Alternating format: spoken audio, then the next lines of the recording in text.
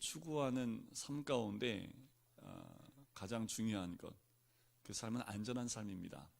그래서 과거에 70년대, 80년대에는 전 세계에서 가장 안전한 곳으로 우리나라 사람들도 많이 이전해 갔던 것 같아요. 그때 당시에는 가장 안전한 곳을 어디라고 생각을 했냐면 미국이 가장 안전한 곳이라고 생각을 했지요. 시대가 바뀌었습니다. 그래서 미국도 안전한 곳이다 할 수 없는 나라가 됐지요. 우리가 안전을 추구하지만 이 세계에 안전한 나라는 단 한 군데도 없는 것 같아요. 또한 이 세상에는 너무나 불확실한 요인들이 많아서요. 제가 청년 때에는요, 대기업에 들어가면 직장이 어느 정도 보장되어졌고, 그리고 제가 정년 퇴임할 때까지 보장이 됐던 때가 90년대까지였던 것 같아요.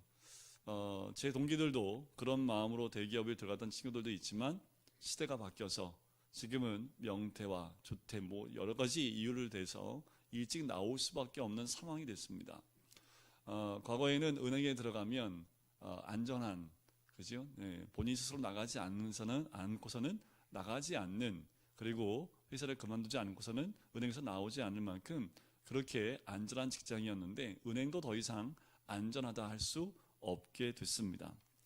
이 세상에 안전한 것, 그래서 공무원을 많이 하려고 하는데 공무원도 어떻게 될지 알지 못하는 거지요. 건강은 어떻습니까? 우리의 건강은 안전한 것 같지만 우리가 모르는 사이에 우리 몸 가운데 안전치 않은 그런 안 좋은 것들이 우리 몸에 들어와서 우리 몸을 망가뜨리기도 하고 있지요. 더 나가서 보면 악한 자들이 득세를 하게 되면 그 악한 자들에 의해서 그 밑에 있는 사람은 고생을 하게 되는 것도 많이 보게 됩니다. 최근에 뉴스에 나온 거 보니까 굉장히 많은 사람들이 미국을 향해서 걸어가고 있는 그 장면을 계속 사진으로 올리고 있더라고요. 많은 아이들과 젊은이들과 그리고 나이 드신 분들이 길거리에서 노숙을 하면서 굉장히 많은 사람이 미국을 향해서 걸어가고 있습니다. 초미의 관심사가 뭐냐면 미국이 어떻게 그들을 대처할까라는 것에 초점이 되어져 있지요. 왜 그들이 그곳으로 갑니까? 그곳에 가면 살 수 있을 것이다라고 생각을 하고 있기 때문이기도 합니다. 여러분들, 우리가 생각할 때 안전한 곳은 과연 어딜까요? 오늘 본문의 시는요, 다윗이 그일라 사람과 10사람들의 배신을 당한 후에 지은 시다라고 우리 학자들이 보통 이야기를 합니다.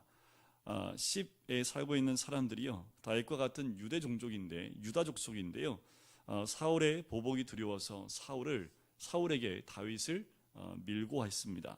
사실 다윗은 그일라 사람들을 도우려 갔었고요, 그리고 10사람들과 잘 지내기를 원했습니다. 그런데 그들이 겉으로는 다윗과 굉장히 우호 관계에 있는 것처럼 하면서 뒤로는 사울에게 다윗이 있는 것을 밀고 했던 그 사건입니다. 그것 때문에 다윗은 막다른 골목에, 그리고 막다른 골목까지 밀리게 되지요. 인간적으로 보면 어떻습니까? 억울하지요. 분노가 치밀어 오릅니다. 왜요?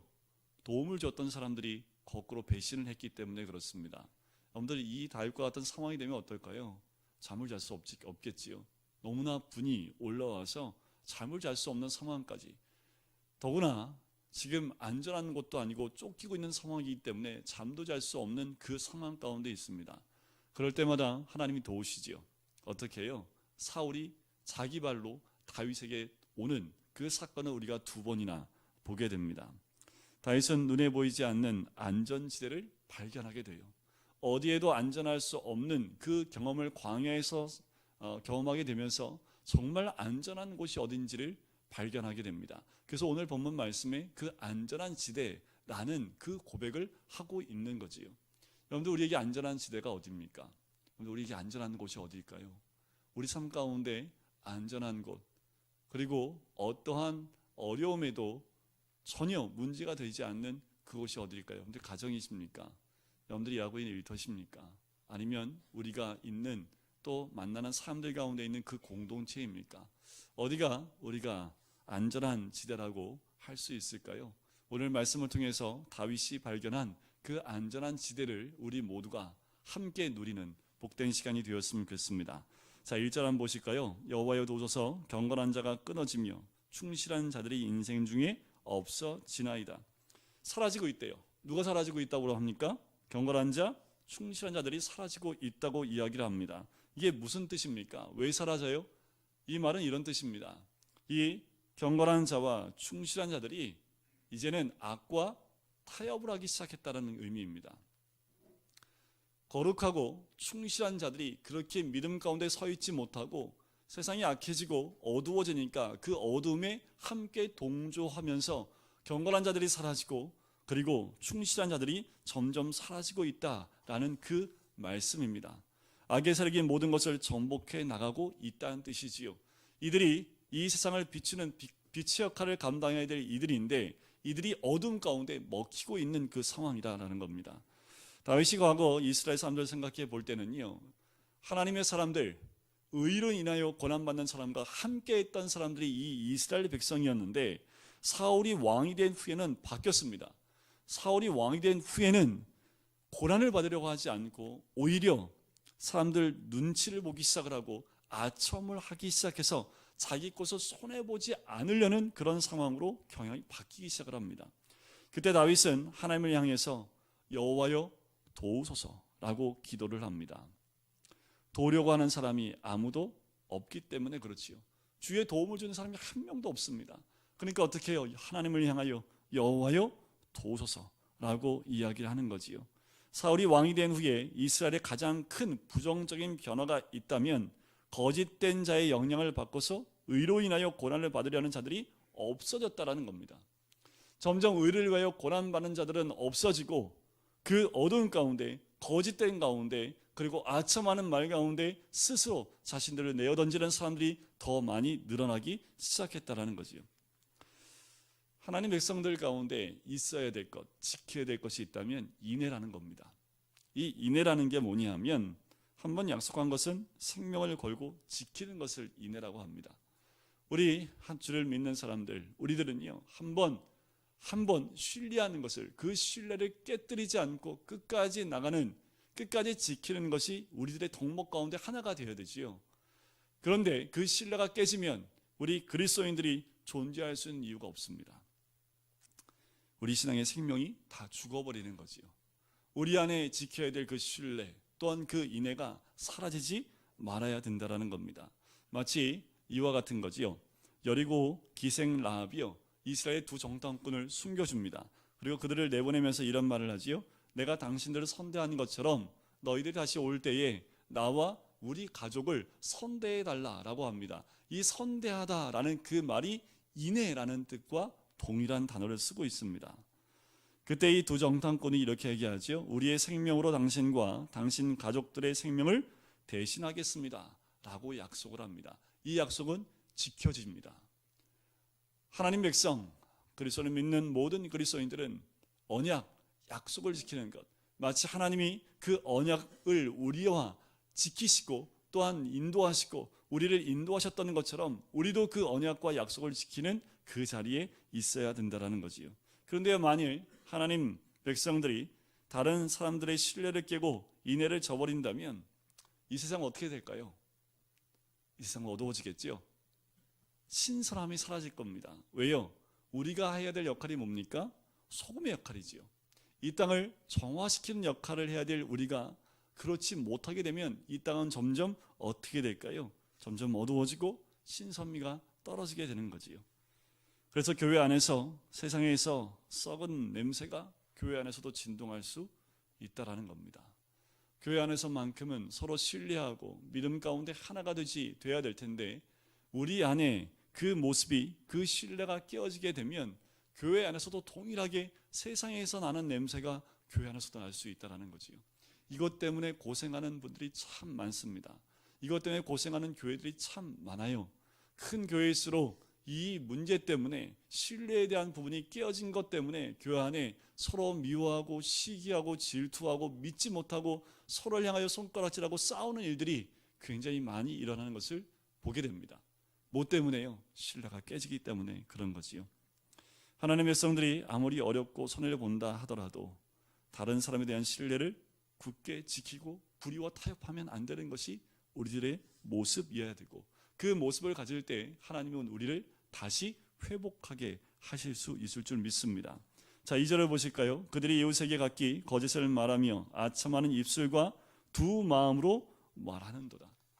그 입술이 무슨 몇 가지 마음으로요? 마음이 갈라져 있다라는 거지요. 하나님 백성들은 언제나 모든 것을 하나님 앞에서 하는 것 같은 마음으로 서야 됩니다. 실제로 하나님이 우리와 함께 하시지요.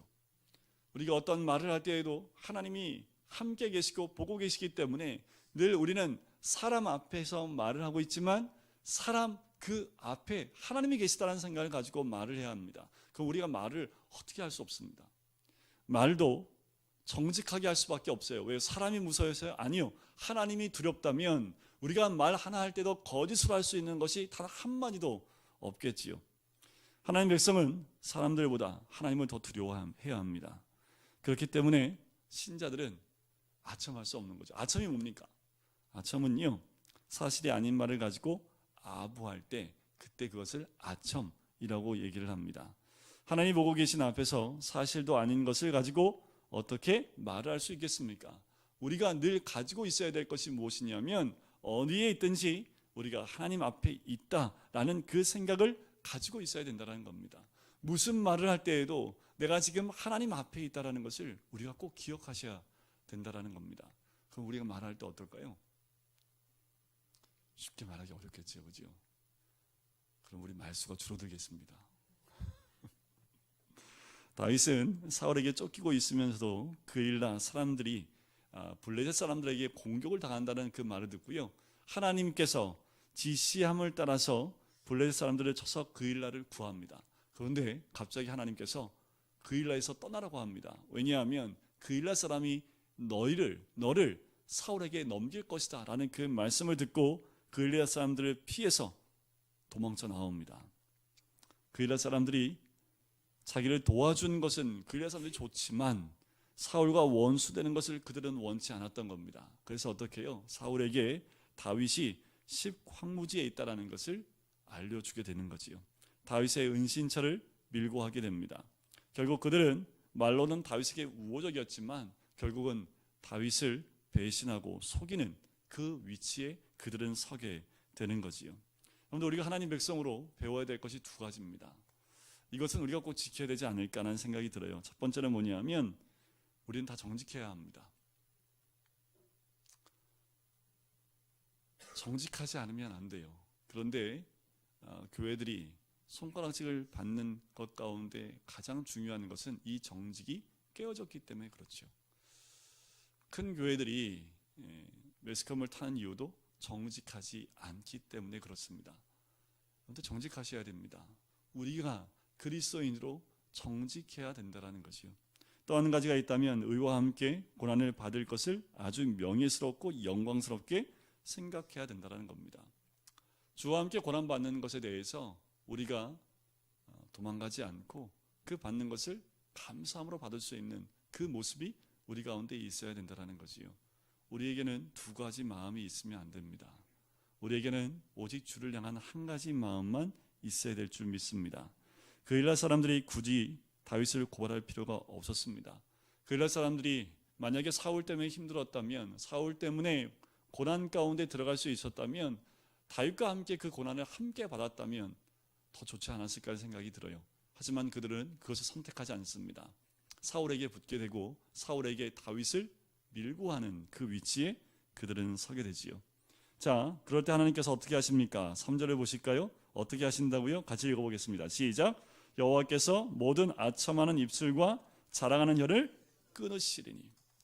하나님께서는 그 거짓된 입술과 혀를 끊으신다라고 말씀하십니다. 어떻게 끊을까요? 하나님이 어떻게 끊으실까요? 가만히 있어도 끊깁니다. 어떻게 끊기는지 아세요? 아첨하는 사람은요, 자기의 말로 망하게 됩니다. 거짓을 말하는 사람은요, 결국 그 거짓에 자기가 걸려서요 넘어지게 돼 있어요. 여러분들 큰 머리 안 굴리고요, 잔머리 굴리면요 자기 잔머리에 넘어지게 돼 있어요. 하나님께서 무엇을 하지 않아도 아첨하거나 거짓을 하거나 어둠의 일을 행하는 사람들은요 그 안에서 결국은 넘어지고 깨어지게 되어져 있다라는 거지요. 마귀는요 자기 말만 들어주기만 하면 세상의 모든 좋은 것을 다 줄 것처럼 우리를 이끌어갑니다. 그러나 사람들이 막상 마귀의 말을 듣고 난 후에는 마귀는 필요한 단물만 빼낸 후에 폐기 처분을 해버린다라는 거지요. 사단이 하는 짓이 이와 같습니다.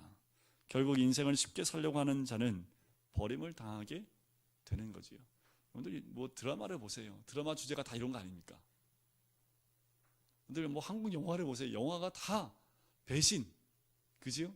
그리고 보복하고 그 배신하는 것 때문에 서로 보복하는 그 내용들이 거의 영화나 드라마의 주제입니다. 근데 결국 다 어떻게 돼요? 다 서로 끝나게 됩니다. 4절 말씀 보실까요? 그들이 말하기를 우리의 혀가 이기리라. 우리 입술은 우리의 것이니 우리를 주관할 자가 누구리요 함이로다. 혹시 이런 마음 가지고 계신 분 계십니까? 내 입으로 내가 말하는데 누가 뭐라고 그래? 혹시 이런 마음을 가진 분 계십니까? 누가 우리를 주관할 자 누구겠느냐라고 말하는 분 혹시 계십니까? 악한 자의 특징이 있는데요, 말로 다 한다는 거지요. 말로 일단 사람을 한번 찍어냅니다. 그리고 말로 사람 한번 죽이기도 하고요, 말로 사람을 저주합니다. 그리고 난 다음에 액션을 하는 거지요. 그러면서 우리 혀를 누가 이길 것이냐, 내가 말하는 것을 누가 주관할 것이냐라고 이야기한다라는 거지요. 이것은 이미 이 세상이 악한 자의 손아귀에 들어가 있기 때문에 모든 것을 악한 자들이 자기 뜻대로 할 수 있다라고 이야기하는 것이 이 4절 말씀입니다. 하나님의 백성들이 어려운 위기에 빠지면 사람들은 그것을 좋아해요. 그리스도인들이 고난 가운데 들어가면 세상 사람들은 그것을 박수치고 좋아하고 오히려 더 고난 가운데 들어가게 하는 것이 세상 사람들의 모습이기도 합니다. 왜 그럴까요? 존귀하고 거룩한 것에 대해서 원치 않습니다, 세상은. 자, 하나님은 고난당하는 의인을 어떻게 하시냐 하면요, 5절에 보면 이렇게 나옵니다. 고난당하는 의인에 대해서 여호와의 말씀에 가련한 자들의 눌림과 궁핍한 자들의 탄식으로 말미암아 내가 이제 일어나 그를 그가 원하는 어디에 두리라고요? 안전한 지대에 두리라 하시도다. 이 5절 말씀을 다윗이 이야기하는 거 보니까 안전한 지대가 있다라는 거지요. 어떠한 공격이나 어떠한 말에도 넘어지지 않는 안전한 지대가 있다라는 것을 다윗이 얘기하고 있는 겁니다. 자, 하나님께서 의인들이 쫓기고 고난 중에도 하나님의 안전한 지대에 둘 것이다라고 말씀하는 거지요. 그럼 하나님의 안전한 지대가 어디일까라는 거지요. 사실 다윗은 이 안전한 지대를 몰랐습니다. 그런데 놀라운 것은요, 그가 하나님 말씀을 붙들고 고난받는 그 자체가 하나님의 안전한 지대라는 것을 이가 발견하기 시작을 합니다. 그 증거가 무엇이냐면요, 이런 겁니다. 사울이 다윗을 추격합니다. 결정적인 순간이 왔어요. 그런데 결정적인 순간에 딱 왔을 때 다윗이 잡힙니까? 사울이 잡힙니까? 사울이 잡히죠. 사울이 잡혀요. 사울은 다윗이 숨어있는 그 굴 속에 혼자 들어가요. 그래서 용물을 보는데 다윗이 어떻게 합니까? 옷자락을 살짝 베버리지요. 그 사건이 있었고요. 또 한 번의 사건은 다윗이 다윗을 쫓다가 밤이 됐을 때 여호와께서 사울과 모든 군사들을 깊이 잠들게 합니다. 그 사이에 다윗이 들어가서 뭘 가지고 와요? 사울의 창과 물병을 가지고 나오게 됩니다. 이 세상에서 가장 안전한 곳은 어디입니까? 그것은 바로 하나님 말씀을 붙드는 무리 안에 있는 것, 그것이 바로 안전한 곳이지요. 그 안에 하나님의 능력이 있고 생명이 있고 하나님의 보호하심이 있습니다. 그래서 세상에서 가장 안전한 곳, 그것은 말씀이 있는 곳입니다. 말씀이 있는 곳이 어디일까요? 그것은 교회이고 말씀 공동체인 줄 믿습니다. 그 교회를 찾아서 성도의 무리 안에 포함되어 있을 때 가장 안전하다라는 거지요. 그렇지 않았을 때 다윗의 모습을 보실까요? 다윗이 한 번은 가사와 아기스에게 피한 적이 있습니다. 그때 피했을 때 어떤 일이 있었는지 여러분들 기억하십니까? 장군들이 다윗에 대해서 이야기합니다. 그가 골리앗을 죽인 자 아닙니까? 그리고 유대에 있는 많은 여인들이 사울이 죽인 자는 천천히요, 다윗은 만만이라고 하지 않았습니까? 하고 다윗을 원수 취급을 했지요. 그때 다윗이 어떻게 했을까요? 침을 흘리면서 미친 척을 했습니다. 하나님 말씀의 공동체 안에 있지 않고 벗어났을 때 어떻게 해요? 살기 위해서 미친 척을 했던 사람이 다윗입니다. 결국 어떻게 해요? 그가 깨달은 것은 하나님 말씀을 붙드는 무리가 있는 그곳이 가장 안전한 곳이라는 것을 깨닫게 되는 거죠. 여러분들, 가장 안전한 곳이 그곳입니다. 그러면 무엇 때문에 하나님의 말씀이 있는 곳이 그렇게 안전할까라는 거지요. 6절 보면 나옵니다. 자, 6절 같이 한번 읽어볼까요? 시작. 여호와의 말씀은 순결하며 흙 도관 위에 7번 단련한 은 같도다. 하나님 말씀은 완전히 순결한 은이라고 이야기합니다. 여러분들, 약으로 치면요, 어떤 약이냐면요, 엑기스입니다. 엑기스. 여러분들, 그 영양제도 보면 농도가 짙은 거 있지요. 좀 가격이 더블이지요. 그런데 농도가 짙은 거 맞으면 회복이 빠르지요. 아주 농도가 짙은 약은 한 모금만 마셔도 지치고 병든 사람을 힘을 주는 것과 똑같다라는 겁니다. 사람이 어려운 위기에 처하게 되면 정신이 혼미해지게 되고요, 자포자기하게 됩니다. 여러분, 산에 조난당할 때 가장 위험한 게 뭔지 아십니까? 산에 조난당했을 때 가장 위험한 거, 들짐승, 산짐승, 잠입니다. 산에 조난당했을 때 잠들면요, 저체온증으로 죽게 됩니다. 그래서 조난당할 땐 잠을 자면 안 돼요. 그와 동일합니다. 우리가 어려운 일 당할 때에 가장 어려운 점이요, 정신을 차릴 수 없다라는 거지요. 우리가 어려움을 겪고 있을 때에 우리의 정신줄을 놓게 되면 우리도 모르는 사이에 낭떠러지 가운데 서 있을 수 있다는 겁니다. 그때 말씀이 들리면 그 말씀으로 정신을 차리고 내가 서 있는 데가 어딘지를 보기 시작하면 정신이 번쩍 들지요.